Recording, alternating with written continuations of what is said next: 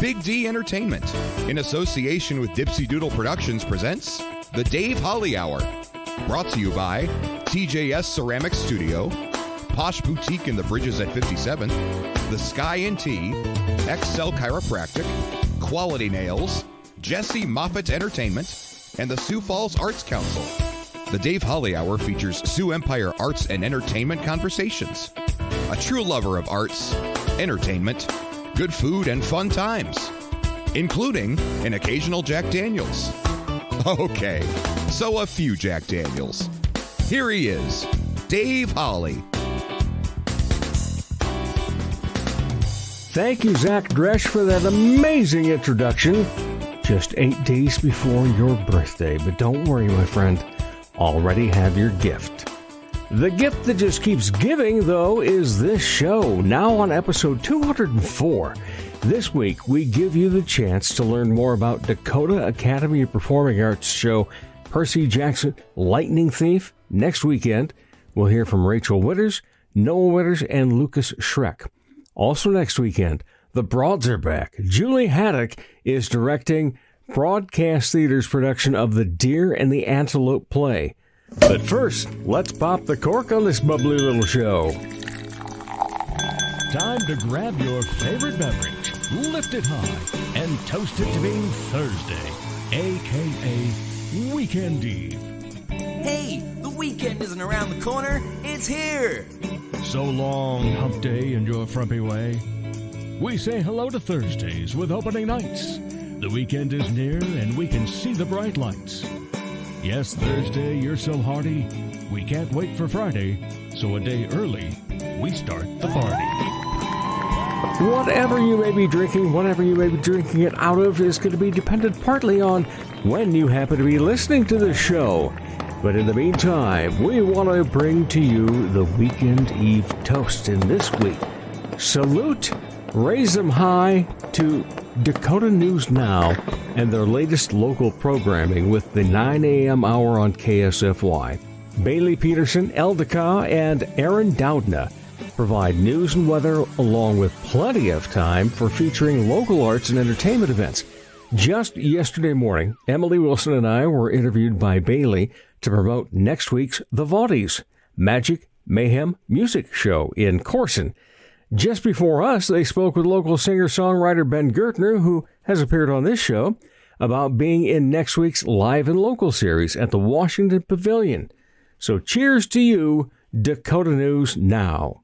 The Weekend Eve Toast is brought to you by The Sky & Tea. The Sky provides all-caps fun that is had and best had with friends. Have fun playing darts or shooting pool. Have fun listening to great live music from local musicians. Have fun singing at karaoke. You need some extra room because you're holding a company party or a benefit? The Sky's back room fits the bill. No matter what's going on at the Sky, it's local and it's lively. Honorable mention. What over the past week made Dave laugh, guffaw, chuckle, chortle, giggle, smile, or maybe even shed a tear of joy? The double cheeseburger at Chaser's Monday night prior to hosting trivia. It's not on the menu, but they'll make it if you ask for it. Delicioso. A mouthful, that's for sure. Was just as good as a leftover the next day. Had about a quarter of it left. Thanks, Chase, for giving us great food and fun times. By the way, this coming Monday night, we'll play Wildcard Trivia at 7 p.m. Coming up later in the show, we hear from Julie Haddock. Up next, DAPA's Rachel Witters, Noah Witters, and Lucas Schreck on the Dave Holly Hour. Check out the new ceramic studio in Sioux Falls, conveniently located off Kiwanis Avenue on 5th Street. TJS Ceramics, inside Oscar's Mini Storage. We have thousands of classic vintage ceramic mold items and several new items too. TJS Ceramics offers classes, special open studio nights, and completed ready-to-purchase items. bisque, studio time, or painting parties are available. Visit TJS Ceramics Studio in person today or email tjsceramics@gmail.com for more details. Broadcast Theater presents The Deer and the Antelope Play, Friday, November 17th, Saturday the 18th at the History Club of Sioux Falls. Shows both nights at 7. It's a story of an East Texas family, a mother, daughter, and grandmother who face tragedy and assorted misfortunes head-on with the help of a strange young woman, a possible ex-hooker who defines herself as one who drinks from the well of life in big gulps. Tickets only $20, available on Eventbrite or at the door. Are you an artist? Need some funding to further your art? There's a great opportunity for you through a Sioux Falls Arts Council program. The Artist Microgrant program gives away several microgrants to local artists, no matter what art discipline you're in. Unlike more traditional grants, a microgrant is very easy to apply for. Go to artssiouxfalls.org. If you haven't done so yet, create a listing on the Artist Directory, which is beneficial in its own way. Then go to the Artist Microgrants page and apply online. The process is simple. Find out more about the Sioux Falls Arts Council as well online at artssiouxfalls.org. Funny, engaging, connected. He's the entertainment reporter for Sioux Falls. Here's Dave Holly. Welcome back, everybody. Oh, yeah. You know what's coming out of my mouth first. It's that traditional saying for every segment known as, it's always a pleasure to talk Sioux Empire arts and entertainment. And you know, for me, it's always a pleasure to have new guests. And that is the case for all three of them. Now, one of the things we're talking about, not new to this show at all, Dakota Academy of Performing Arts, better known as DAPA. They have a production coming up next weekend, November 16th through the 19th, and it's Percy Jackson's Lightning Thief. Yeah, it's already sounding intriguing. Mm-hmm. All right, and we have Rachel Winters, who is the stage manager of the show, and many of you might know her, having seen her in credits for many other stage managers. Also, she is quite the photographer. In fact, if you recall the Matt D. and Dave Holly set that we showed you back on Facebook over a year ago, probably close to 2 now, isn't it, Rachel? Yeah, it's been a while. Yeah, she took all of those, and the first thing she said when she gets into this studio is, why don't we take pictures in here? So guess what? I think we've got a date coming. I think so, too. And then also joining us is Mr. Lucas Schreck, who... You get to play a character named Luke. Yes. It's wow, isn't that so nice? difficult. Yeah, when you don't have to worry about your name. Mm-hmm. Who am I today? Yeah. And then Noah Winters is Percy Jackson. Yes. How are you, Noah? I'm good. How are you? Wonderful. Thank you for asking. All right, so give us a little bit of a rundown on this show then, Rachel. It is a Dapper production. It's one of our older kid productions. So there's 31 castmates, and I think we have 8 student technicians that will be running everything during the show. So all the lights, all the sound, everything backstage. This group of kids is phenomenal. When people come, they are going to be just in awe of how amazing they all sound, and they work together. So it's been a really, really great show to work on. You know, when I tell people that I go to a lot of DAPA shows, they're like, well, you don't have kids, and your grandkids are, over an hour away. It's like, yeah, you want to go to this, A, to support the arts, B, to support youth in the arts, also to see the fact that, in a couple of years, these people will be in Premier Playhouse. They'll maybe be at Corson. They'll maybe be down at Worthing. And I think that's been one of the greatest things to watch is how DAPA has grown and progressed. Because you mentioned that, this is one of the older kid shows. Mm-hmm. Because when I worked with DAPA 20 years ago, I think it was, I was helping out with the Place for Living. Oh, yeah. And I understand you still have those, but, there wasn't this, we had this age group, but they were doing the Place for Living, and there wasn't this big production. And now all of a sudden, you move up and you've got the bigger productions, and like you said, you've got kids involved in the tech side of it, too. Yeah, which has been a really fun addition. And we've kind of grown that over the last couple of years, adding in Chad with the DAPA team. So it's been fun to, be able to teach them how to run the mics and the sound and the music and things like that. And we have a student stage manager that will be calling the show. So once productions come, I just kind of sit back and watch these kids just rock it on stage. You're going to sit there with the script and just flip and flip. Yeah. Yeah, they did that. We're good. Exactly. All right. Lucas, tell me about your character, Luke.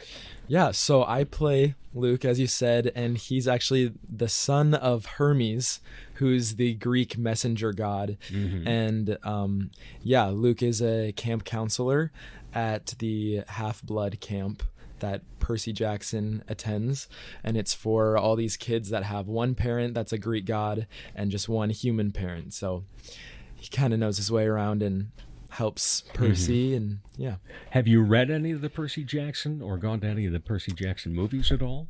Prior to doing this? Well, my mom was actually a librarian, so I remember for Christmas one year I got the set of all the books. But it was unfortunate because in the middle of reading the first book I actually lost it.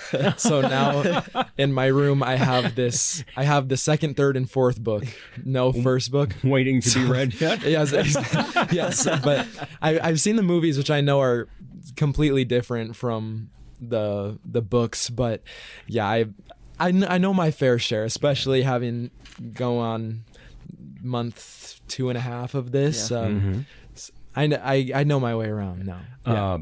So my question is, have you told the librarian that the book is missing, and is there a fine? I haven't told her. I think I just nod and smile when she asks how it was, because it's been a good 5 years. You realize once this episode comes out, perhaps Mom might be listening. I'm so sorry. She's retired now. It's okay. All right. I was thinking, oh gosh, is it a quarter a week, or what do they charge now? Anyway, it's a good $200 for that book. All right, Mr. Percy Jackson himself, Noah Winters. How do you approach a big name like this? I mean, it's pretty difficult because, I have to live up to the name, and I have to take what's from the books and also make my own. I have never read the books, if I'm being honest, but from doing the show a bunch, it really has helped me, figure out what it's about. And I've just done research about the character himself and just, to see what he does in the books and how I can make that my own, basically. So it's still giving back to the books, in a sense. But yeah, it's been really fun with working with all the cast and everybody. I get a bunch of feedback from the cast, or not feedback, but how they act makes me a better actor by what they do, because it just helps me with what I'm doing on stage. Right. The one key is always making sure that when you're on stage and acting, isn't that you're remembering your own lines. It's reacting and being able to be a good listener. Yeah, that's for sure. Rachel, this is a big cast, 31. And that's, another thing that obviously DAPA continues to grow. What's it like at a rehearsal when you have the full cast there? Well, with this show specifically, we've had the full cast there for almost every rehearsal. There's maybe been just a handful where it's been, just a few characters. So there's moments, they're teenagers. There's moments that we have to, remind them that we're here to work and wrangle. To rein them back in. But it's been really great to have the smaller cast, because I feel like we're all in to be there for every rehearsal, because I feel like we're all getting really, really close, and it's becoming, kind of a little tight-knit community. And it's been fun to watch it grow and progress throughout the last few months. What is it like taking a play such as this and transforming it from what everybody knows, making sure, as Noah pointed out, that his character, he obviously researches it but wants it to be his own. How does it become a DAPA production? It's been a lot of fun to kind of have read the book, watched the movie, and now saw what we've created so far with the musical, but hearing the little pieces maybe that are in the musical that we touch on but are really, really described in the book. So it's been fun to kind of bring those pieces to life into this musical. Our set is very, very bare bones, which I think will surprise a lot of people. Yeah. We use the kids more to kind of bring this story to life. So it's a very imaginative feel. But we've done a lot of fun little theater tricks. Percy Jackson specifically has a pen that he's given at one point that maybe is more than a pen. And we've been able to take and create that into something that I don't think people are going to expect this with this specific production. Yeah. So that'll be fun to get to see everybody's reactions to how we've interpreted Okay, all of it. so kind of a bare minimums on the scenes itself or on the stage. But what about costuming and so forth? The costumes are going to be pretty. I'd say they're what people will expect. Okay. They're all campers, so they all kind of have a camp T-shirt. Uh-huh. They do go down to the underworld at a certain point, and so those costumes might be a little bit more flashy and exciting. So yeah, the costumes and the talent that's on the stage we don't need a set because of those two items. Right. So yeah, that always makes a huge difference too. All right, so Mr. Schreck, I just have to throw this in here that I have interviewed your father years ago. Goodness gracious! So now it's come full circle. Yeah. How long have you been with DAPA? So this spring will actually be going on my 10th year. Wow. And yeah, so I am 18, but it'll be my last shows with them since the 3rd grade. And it was actually Noah who got me into it because we went to the same elementary school, and he invited me to do the Jungle Book with him in the summer. So I've been doing it like 4 times a year since. So wow. It's kind of just second nature now. No doubt. Okay, so where will you be going to college? Right now I'm looking in Denver, Colorado. Okay. I don't know if I'm necessarily gonna be doing theater, but I know I always want to do stuff with music. I've been looking into like music business programs, which I didn't even know was a possibility. Right. But I know it's crazy because, well, even last year when we had our final like award ceremony for DAPA, all the seniors were going these crazy different places with totally just cool majors and everything that, I don't know, it was kind of a reality check. Right. But I know there was someone going in a neurosurgeon and like a film and screenwriting and all of that. So I just love that everyone that does DAPA, we're not all, there are people that go into theater, but it's so much more too. True. But if the opportunity to act in something in Denver comes along, oh, absolutely. Gonna take it? Yeah. Yeah. I always want to be as creative as I can, and I don't think I would be able to just stop cold turkey after 10 years. So what, besides, maybe going into the music business on a music business degree type thing and so forth, what else do you see for yourself then? After you've gone through school, you've got your degree, you're doing what you actually went to school for. What about like community theaters, things along that line? Will it always still be that drive that you have right now? Well, I'm very ambitious because I know That's why you're so skinny too, apparently. Yeah. Take a look at me. No. One play this year, that's going to be it. Well, growing up, I've always told people that my dream job is being famous. So it's that reality check. I think actually having to sit down and do college applications instead of getting my big break is, I don't know. It's hard, but I don't know.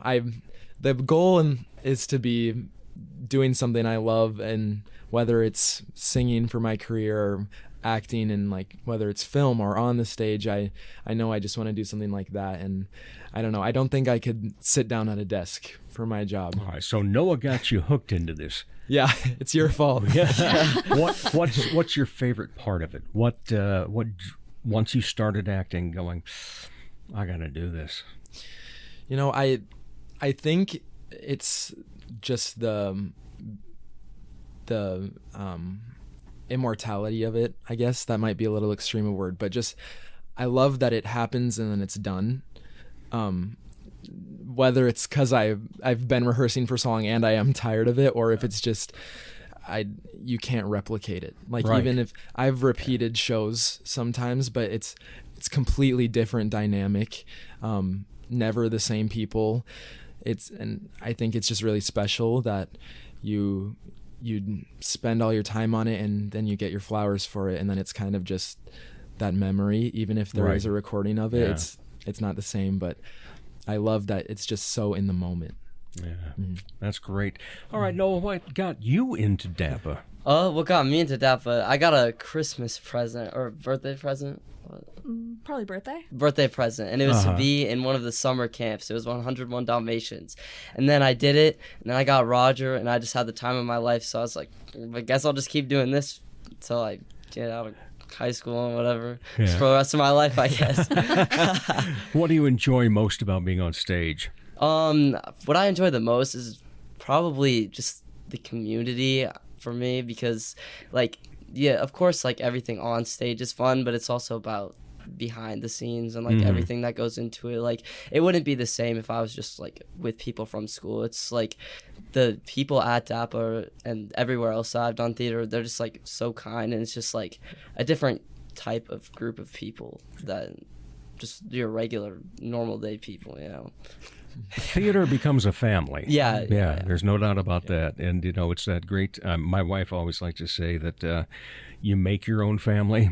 And I think theater is 100% on that. You know, you've got family members, and then you've got the people that I like to call framly, you know, because they're friends that become family. Yeah. And it's such a great thing there. And the different ties that come in and so forth.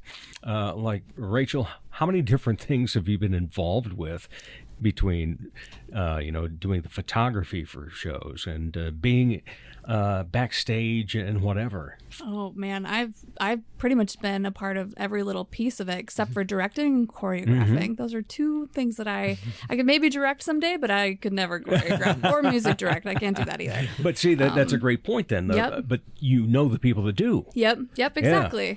But I've done every other part of it. I've stage managed and been an actor and just helped with tech and done the photography and done all that. So yeah. What's most enjoyable for you?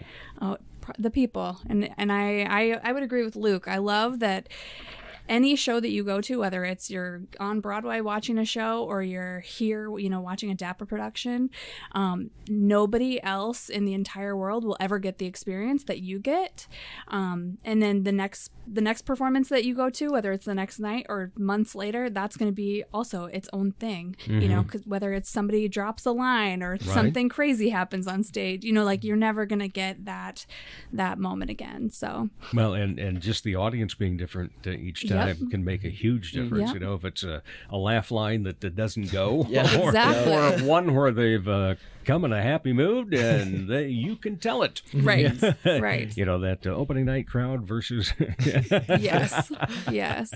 All right, so tell us more about what people can expect from you, Luke, as you play Luke.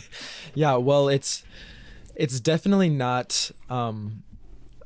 I wouldn't say a normal production. It is, you're dipping into the world of these Greek gods and mythical creatures and everything. And yeah, like Rachel said, it's with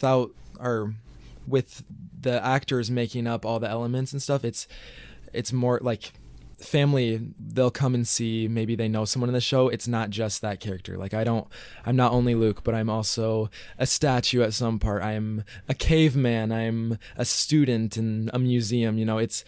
It's you're almost seeing people on stage the whole time, and I don't know, it adds to like the personality of it. And yeah, it's definitely something you haven't seen or will see anywhere else. So All right. Noah, the same question. Playing Percy Jackson, what can people expect when they come to this? I'd say, like, a lot of what Luke said, it's definitely not what you're going to expect, because especially from being the age that we are, and, like, some of them are just, like, in middle school, and the talent that they have is just above, like, anything else that you'll see.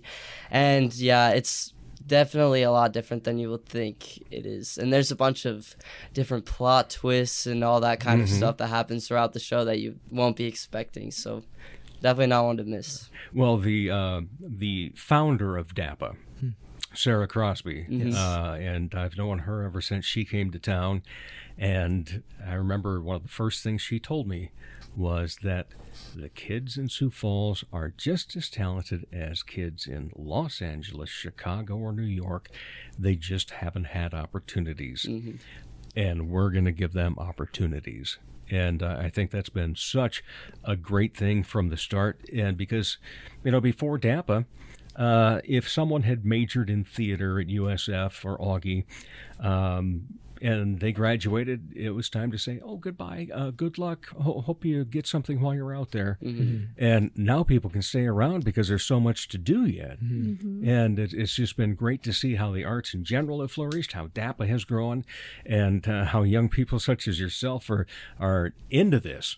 Not just, oh, my folks want me to be in a play. It's not that, or I had to be in something for an extracurricular activity. But it's the desire, it's the drive, and even though you're youth, it's your professionalism too. And Rachel, I would bet that you see that come through, and when it's happening, especially as rehearsals progress, you get a big smile. Oh, for sure. For sure. It's a lot of fun, when you're running the show and you realize that you didn't have to, yell at anybody to be quiet backstage. I mean, we still have to do that every now and then, especially if there's younger kids in the show, but this cast specifically, I mean, we don't have those issues. And the kids, they bring it. The second they stand on stage, they're those characters and they're bringing the story to life and telling it in their way. And it's super fun. All right. Well, I always like to end with the same two questions with each guest. How you answer the first question might mean we don't need to answer the second. But we'll start with you, Lucas Schreck. When you're not involved in the arts and entertainment, what do you like to be entertained by? Oh, gosh. I would say my family. I have 4 siblings and 2 of the goofiest parents ever. And there's never a dull moment, and they're the ones that encourage me to keep doing the stuff that I love. And I love going home. I love going to DAPA to do everything. So, What about hobbies? I love everything creative. I love whether it's like drawing or painting. I've gotten into pickleball recently. Oh my goodness. You could say I'm a pro at that. That's about as athletic as I get, though. And I this is kind of a cheat, but I love all sides of theater too, whether it's not just acting. Like this last summer, I directed my first show, which was really cool. So I love even if I have narrow hobbies, I love expanding on them and finding other things with them. Fantastic. All right, Noah Winters. How about you? When you're not entertaining others, what do you like to be entertained by? Well, I like hanging out with my friends a lot, as many people do, I'm sure. But also, my friend got me into soccer, and so I've been getting a lot of jerseys. Probably spent a little too much on them, but I just have something from AFC Richmond. Oh, no, I haven't got Ted Lasso stuff? No Ted Lasso yet, but it's on the list. I have 12 different pairs of Ted Lasso socks. Oh, gosh. Yeah, but whether it's watching it or I've been, last spring, I played with my friend and his twin brother in the spring Schreck season. So that was fun, and we won the league, so that was pretty good. Awesome. Yeah. But I just like playing video games too, Okay. Any other hobbies? Not really. I don't really do much, but... Well, you're busy enough the way it sounds. Yeah. All right, Rachel, who I've been waiting for years, literally, to have on this show. How about you? I really enjoy my family as well. I have 3 very involved kids, so if I'm not at the theater, I'm probably at a band concert or a, indoor percussion competition or cross country meet. So yeah. Definitely my kids. They keep it going, that's for sure. Any other hobbies then? I really love to play board games. Really? Yes. What's your go-to? Probably my favorite during COVID. Yeah, during COVID. We had another couple friend, and we played the Pandemic Legacy set, which is very distasteful, and I apologize to everyone. But it was very, very fun. So it's kind of a progressive board game that you continue to add rules and stickers to. Yeah. So All right. Yeah. Board games. Anything else? Board games. No, I feel like I'm always at a theater. So and that's my passion. It is, and that's what this show is about. Is talking. My passion is talking to people about their passions, and I guess we're going to be doing it for a while because we're over 200 episodes, and I've still got right now about 50 people on the list, and at 2 guests per week. That's another 25 weeks. So yeah, you got this, Dave. And then in the meantime, I'll meet other people and go, oh wow, exponential. Yeah, so I think we'll do it for maybe a couple more episodes then. We'll keep listening. All right, DAPA, Percy Jackson's Lightning Thief is coming up November 16th through the 19th, presented by Dakota Academy of Performing Arts, better known as DAPA, or at least abbreviatedly known as DAPA. And November 16th through the 19th, you can get your tickets at sforpheum.com. All right. Well, thank you all three for being on the show. Appreciate you giving up your time. And for 2 of you, break legs. Rachel, I hope you just get there and go, oh, this is a great show because the kids are all taking care of their stuff. I'm good. I will. All right. I'll enjoy. All right. Thanks again. We'll be back with more of the Dave Holly Hour in just a moment. Comedy magician and hypnotist Jesse Moffat's right. He can't play the piano, but he can sure entertain crowds with his amazing magic and clever quips. His shows always make the participants the stars, especially when they've fallen asleep on stage. They've been hypnotized. Are you the party planner in your group? Then you owe it to your group to make the event magical, even if it puts you to sleep. Here's how. For booking information, go to Jesse Moffitt Entertainment on Facebook. That's JESSEMOFFITT.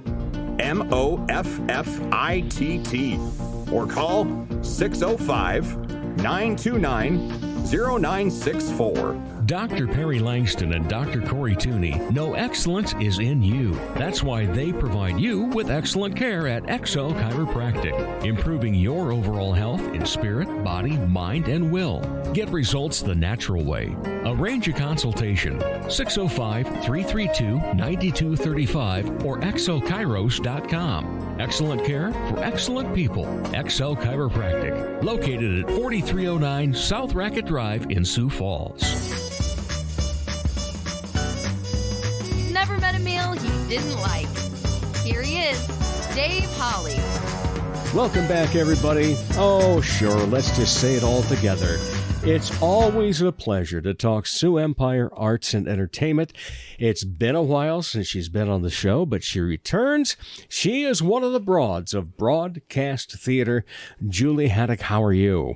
I'm great, Dave. Thank you. Well, so good to see you again. Good to see you and be seeing you next week. Yes. Yes. Well, first of all, let's talk about just a small feature in the fact that you, as broadcast theater, are a sponsor of the Vaughties show, which will be Thursday night, and then you guys have shows on Friday and Saturday night. That's correct. Oh, I tell you what, it's just a perfect way to do it. Go out Thursday night to the Vaughties, Friday or Saturday, take you guys in, and I am really excited about this. The Deer and the Antelope play. Yes. All right. Tell us about this particular production that you're going to have. Well, you'd think it was a Western. Yeah. But it's not. Okay. The Deer and the Antelope play is a play about 4 women, about women supporting each other, about family, about looking at life and taking advantage of every moment of it, drinking life to the dregs, so to speak. Deer and the Antelope is about a mother and daughter. The daughter is a young adult, and then the grandmother, who are now living together because of a house fire that happened in the mother and daughter's house. So they've moved in, and there's some question about how the fire originated that centers around the daughter. and her mental health. And into the mix comes a character, a woman, stranger. Yes, a woman comes in to live with them as a renter boarder, and she's, as I said, a character who drinks life to the dregs. Okay. Every moment she grabs onto. She has an out of the ordinary job, which is interesting to the grandmother in the situation. And so the whole thing plays out as these personalities bounce off each other, work through these issues, and have loving, poignant, funny moments. It's hilarious.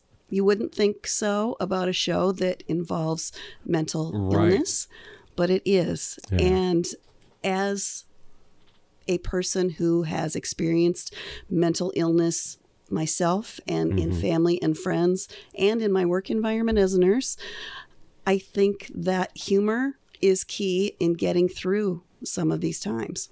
Yeah, laughter is the best medicine, as absolutely. They say so often. And it brings up a great point in the way that mental health is finally coming to the forefront in the way it should have always been. Yes. Because, I like that slogan of mental health is health. It is. Yeah. And, sometimes because people think that somebody, quote unquote, went crazy. Well, you ever thought that maybe the chemicals in their body aren't working together the way they should, and maybe something simple will help them out? Exactly. Yeah. Exactly. And they shouldn't be shamed. Right. Because this is happening. So, and unfortunately, throughout history, that has been the case. It's been, you're an outsider, you're shameful, we don't want to include you. And with just the right change in the mix of those chemicals, with whatever treatment that takes, it's a huge change. Right. And a person can live a full life and manage those symptoms. So I'm a case in point. Yeah. So. And it's wonderful, like I said, to see that come to the forefront, but it's even better when a group such as yours takes on the task of telling those stories. And it sounds like this, besides being hilarious, is also going to make people go, yeah, should really be, more attentive to people in that regard, and kinder in that regard as well. So tell us about the cast in this, not the characters themselves, but the local people that are playing those characters. Well, I've got 4 wonderful actresses that you have seen in several places in town here. I started by casting Grace Jeldon, who I think you know. Yes, was just on the program. Yep, and was in the premieres last year. She's been in several Corson shows. At Long Last Leo, I think, was one of them. Yeah. She was just one of the eels in The Little Mermaid and was amazing. She's a triple threat. She sings, she dances, she acts, and I loved her work. And when I read this play and decided it was something I wanted to move forward with, I thought of her. And so I got a hold of her and she agreed, and then I went on from there, and Grace is amazing in this role. Looking forward to that, because I admire her work a lot. Yeah. Yeah. All right. So let's go down the list then. Who's next? The grandmother is played by Brenda Ludens. Who, oh, my. Yeah. She's newer to theater in the area, which I love about her, because I didn't start with any sort of theater aspirations or abilities until I was 50. Okay. So, because I've known Brenda a long time. We just got reacquainted about a year ago. I was hosting trivia out at Chasers, and all of a sudden she comes up. She says, "David?" I said, "Yeah." She says, "It's Brenda Ludens." It's like, wow. I hadn't seen her in years. And she was talking about the fact that she wanted to get into things. And she's kind of gone full bore since. Yes. Yeah. Well, I know she was in the ensemble for Cinderella, and she can dance. Yes, she can. Yeah. Yeah. And so she can also sing. I know. She's a triple threat also. Another one. Yeah, see, you're going with the aces here. That's for sure. And you have got to see her act. Yeah. In this role, she just gives me goosebumps. Oh, wow. Yeah. And what's funny is when I read the play, I saw her character, Eleanor, in one way. And when she read for the character, it completely changed who I thought this character was, what her personality was. And I love it. It's perfect. All right. So I'm just thrilled. Well, who fills out the rest of this playing hand? I mean, we've only got 4 cards, but... Yep. The next one is the mother role, and that's Rose Reed. Oh, yeah. Who is in everything this year. She's doing our play right now, and so she comes to rehearsal, and then she heads out to Corson for the second half of the night to rehearse for their show. And she was also just cast in the Monstrous Little Theater Company show, and it escapes me what the name of it is right now. Right. I saw the audition call. Yep. Yeah. So that's exciting. Yep. Wow. She's just in everything right now, and she actually just finished the play in Worthing. Yeah. Yeah, so she's been to all of them. Mm-hmm. Yep, she's done the circuit. Exactly. Yeah. So, and she is also amazing, and she's so professional. She has been so much help to me as someone who has never directed or produced a show in any capacity. Usually I just show up and say my lines or sing. And she can look at the room and say, okay, well, it should probably go this way, and we'll put that over here and set this prop over here, and she remembers it all without writing it down, which is tremendously helpful for me because I can write it down and still forget. I've got a calendar, and I've got a calendar on the wall, and I've got my electronic calendar, and I still forget things. Yep. Yeah. Exactly. But Rose is very professional, and she is. That has to be a great relief to you. Oh, it is. Well, first of all, anybody that is in this cast that you brought up is going to be a great. They're going to give it. They will come with the A game. Regardless. Absolutely. But to have somebody like Rose on there, like you said, that can help you out in terms of, in terms of the blocking and things along that line, that's got to be a great weight off your shoulder. It is. And honestly, I hadn't thought of this before, but honestly, she is my default assistant director, I would say. True. Because she's who I bounce it off if I'm not sure. So, yeah, I'm so just really thrilled that she's with us. All right. And then rounding out the cast is Valerie Aarons. Oh, love her. Yes, I love her too. She is just vivacious and just full of life. And her character that she plays is as well. And she just embodies her. She is newer to the theater scene in the last year or two, but has been a performer forever. Yes, she has. She spent, I believe, 5 years as the lead vocalist for the band Rewinder. Yeah. She was involved with the Rainbow Chorus for a little while, and then has gotten involved with the Premier Playhouse. She was in the Premieres with You last year, and was in Grease as well. So, and she and I went head to head trying to get the role of Ursula in The Little Mermaid. Really? Yeah, so that was fun. She was awesome. And neither one of us got it. Yeah. But it was still a blast, the whole process. So I just love her. She just brings the right warmth to the character, the right little bit of, I don't know if the word is spaciness, but that just little bit of off-kilter way of thinking to the character. So yeah, she's amazing. All right. So you mentioned that you bounce things off of Rose, but what about the actors themselves? Do they come to you and when they've set a line and it just didn't feel good, they say, can I change this? Or, do they come up with ideas as well that do come into the actual performance? They do. Some are shyer than the others about it. And I think some of that might be experience or youth or whatever, but they're all, if I ask them, they're absolutely willing to put in their input.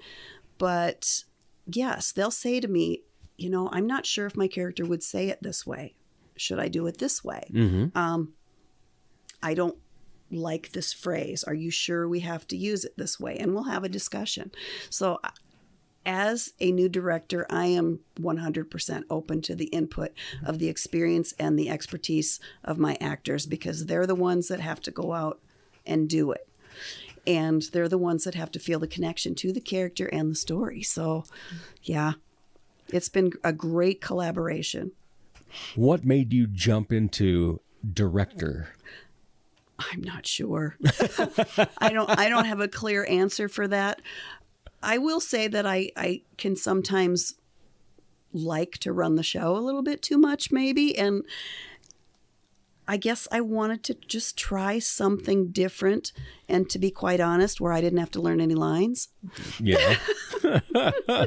So, I decided I liked this show. The other broads, it wasn't at the top of their list to be involved in, and I just decided if I want to move forward with this, I'll just direct it. I won't be in it, and we'll give it a try and see what happens. And it's very clear I'm a novice every day when I look at my to-do list and what I have done and should have done and haven't. So, well, besides actually directing in terms of, working with the cast and doing the blocking and so forth, you're kind of master of the whole thing, aren't you? You've become a producer. You do sound, lights, props. It would appear so. That wasn't necessarily what I was expecting, but I should have. I just sort of stepped into it, and as I went along, my overly detailed brain would decide, well, we need this prop and we need that desk, and we need to have that piece of furniture. And quite honestly, I can't borrow it, so I think I'll just buy one and use it in my house somewhere afterwards. That's the way this has been going. So this couch brought to you by exactly the Deer and the Antelope play. Exactly. And yes. Yeah. All right. Well, before we move on and talk more about this, as well as broadcast theater and your background and so forth, let's tell people when it is again and how they can get tickets and where they need to go. Well, the Deer and the Antelope play is on Friday and Saturday night next week, the 17th and 18th at 7 p.m. Tickets are $20. You can get them on Eventbrite or you can get them at the door. It's going to be at the History Club of Sioux Falls, and it is kind of a little secret in Sioux Falls. Yes, it is. People don't know that it's there. It is at 758 South Phillips, which is very close to downtown. Mm-hmm. So if you are at 14th and Phillips and continue away from the downtown area, it's just a few blocks up that street on the left among residential properties. And it looks like a little house. It does. But it never was. No, and it's long. It is long. It is because long you see and that narrow. It's like, how can they have a stage in that? But there's plenty of room. Yeah, it's a full-on event room with a stage and curtain that can be set up several different ways, with tables, without, and it's a great little space. We've used it. We used it last year for Irma Bombeck, and we've also done some bits of Broadly Speaking there a couple years ago for their Witches' Tea that they have every fall. So it's a darling little place. And how do we get tickets? You can go to Eventbrite, you mentioned. Eventbrite, or you can get tickets at the door. Go to our Facebook page for Broadcast Theater. There are links there as well. Yeah, excellent. And, broadcast is one of those that has come along. I talk so often, and I don't mean to just be repeating myself continually on this show, but having lived the majority of my life not in Sioux Falls per se, but at least in the area, and coming to Sioux Falls all the time. And I've been here 25 years now as a resident. But I recall, first of all, when I first got to drive to Sioux Falls, the population was 68,000. Now we're over 200,000, 208, I believe. And to watch the arts and entertainment scene grow as well has just been phenomenal. Because back then when I was a kid, I think you could go to the symphony and you could go to the State Theater and you might find something else on occasion. But now, in fact, we were talking about this before we started our conversation for the recording of this.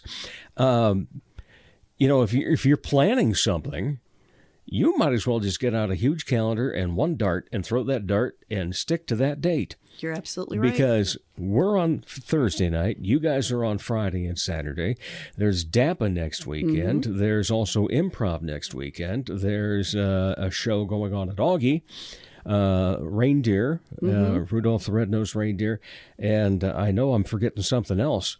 And they're all next weekend. Yes. And I think a majority of us kind of took a a look at the calendar, and we'd already laid out, okay, when's premieres, when's Corson, when's Worthing, exactly, when's Goodnight, yep, and all those else, and you just kind of go, oh, hey, finally, look, there's a spot for us, and still 4 or 5 events going on at that time. Yeah, but we always try to encourage people to get to as many as they can. And obviously, I'm going to say, well, Thursday night, go to Vaughty's, and Friday or Saturday night, go to Broadcast Theater, because you guys always put on such a fun show. You hit, you tackle issues, you bring them out, but it's always a great show and greatly cast. Thank you. Yeah, and when you were casting this, did you hold any auditions, or was this, hey, I see this person playing this part, I see this person? Usually with us in our process, it starts a little bit more, as you just said. We see people in local shows, we know people, and we think of them when we start casting, and we start there usually, and then move on to auditions if we can't get enough. Yeah. So, it tends to be that way. If we were doing a larger show, I think we'd probably hold open auditions, but we just know so many people. However, I will say that one of our missions as Broadcast Theater is to give opportunities to female actors of a certain age. Right. Because that's how we started. We were all in Calendar Girls together back in 2017. And from there on, we noticed that there's maybe one show a year that has a couple of good, solid, middle-aged female roles. And 50 plus women show up to audition for those. So we decided to create our own opportunities. And so that's been one of our missions. And we also like to give opportunities for actresses who maybe are just starting out or haven't had a chance to be in a lead role. So we try to do a little bit of that as well.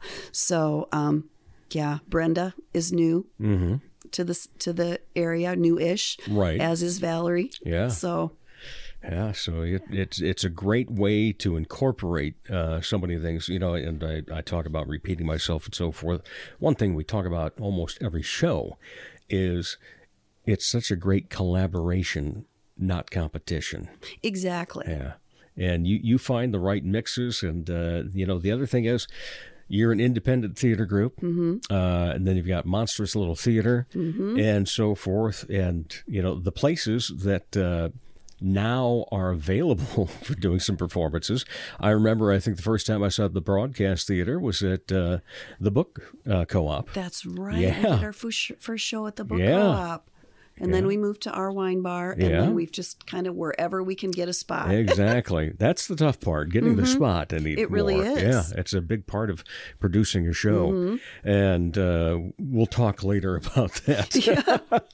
But in the meantime, as you mentioned, your thoughts when you started Broadcast, and I do say that word by word because that is your actual name is Broadcast Theater, playing on the Broad. Are 2 words, and you get called quite often the Broads. Then we love that. Exactly, you guys have no problem with that. No, we put it in our titles for shows.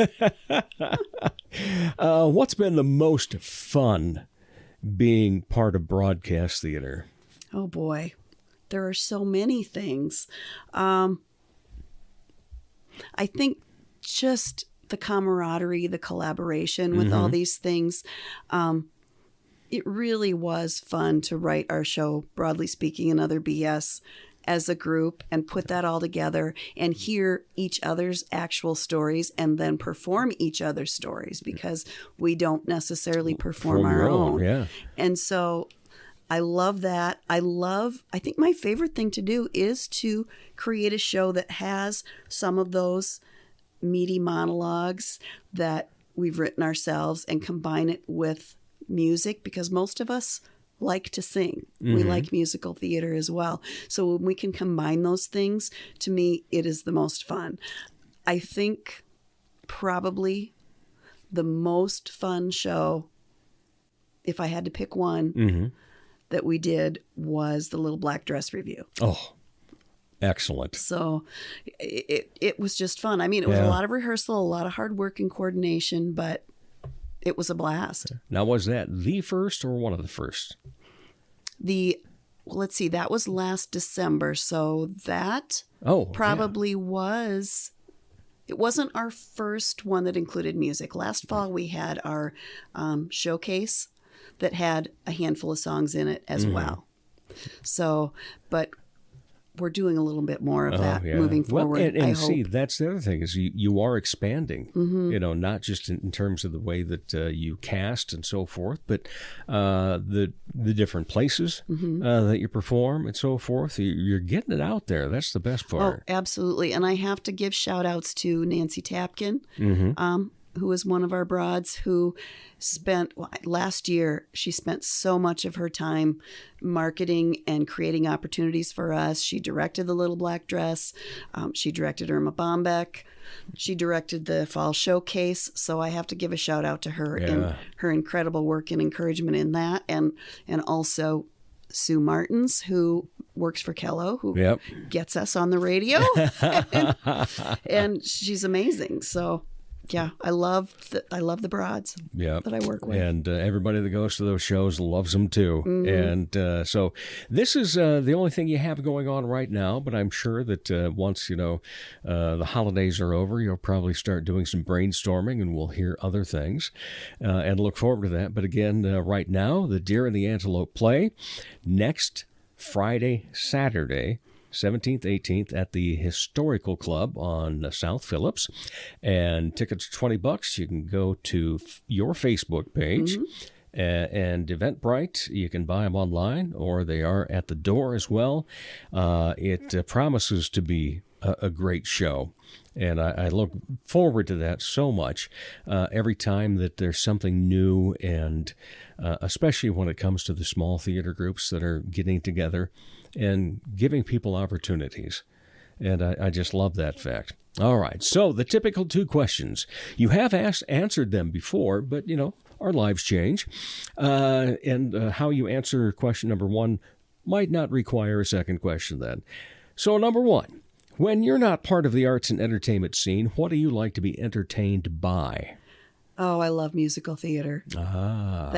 That's my absolute the go-to favorite. I do love comedy shows, but musical theater is number 1. Definitely. My son and I, Josh, went to New York this past March, and had planned to go to, I think, 3 shows in the 6 days we were there. That wasn't enough. We ended up going to a show every night. Oh, wow. So, yeah, I just love it. I love musical theater. All right. So you answered that. Now we do have to ask the next one then. Any hobbies? Well, this is my hobby. Really, I don't do needlework or crochet. I don't cook much. So I would say that theater and thinking about ways that I can combine theater with my mental health background in nursing is what consumes my mind most of the time. As far as hobbies, now I have 2 grandchildren, so I love spending time with them, of course. That is you can always play that card of why you can't make anything. Got the grandkids. So, and they just moved back to the area. They were in Vermilion while their dad was in law school for 3 years. Ooh.